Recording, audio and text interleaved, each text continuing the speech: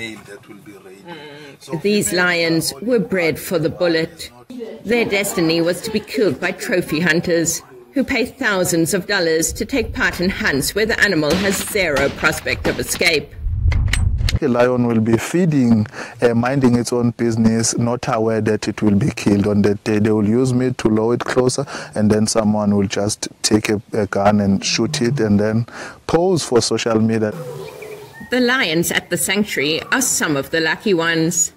They were moved from a captive breeding facility.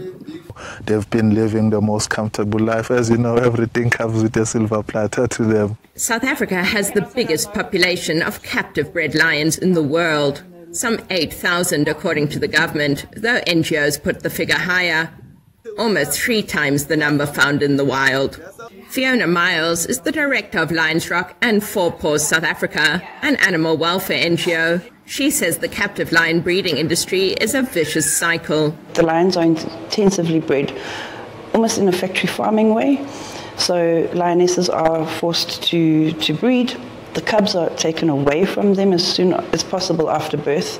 Those cubs are then used for interactions with paying guests or paying visitors. Later, they are often used in so-called canned hunting.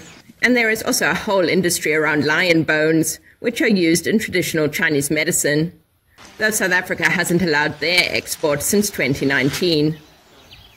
A 2015 documentary called Blood Lions drew international outrage when it showed the cramped and filthy conditions in which some of the animals were kept. The reputational damage prompted South Africa's government to investigate shutting down the industry and set up a ministerial task team to provide recommendations.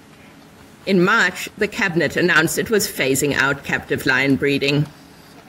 This will be done over an estimated 2-year period, allowing lion breeders of the 342 facilities across the country to voluntarily exit the industry, with rules in place in the interim.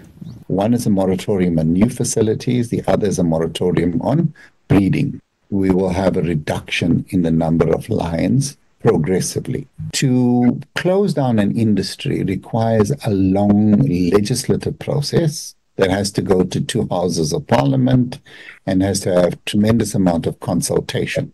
Lion breeders must sterilize their animals and can reduce the number of big cats during that time through hunting or euthanasia. Stockpiles of lion bones will be burned to prevent their sale. The government saw that there was a huge risk to our reputation as a conservation country. Four Paws is calling for a very clear, time-bound plan, one that gives very clear milestones of how the voluntary phase-out is going to look like, so that an absolute ban can be put into place afterwards. At the end of the 2 years, the remaining lions will be moved to sanctuaries like this one, where they will get a new lease on life. Kate Bartlett, VOA News in the Free State, South Africa.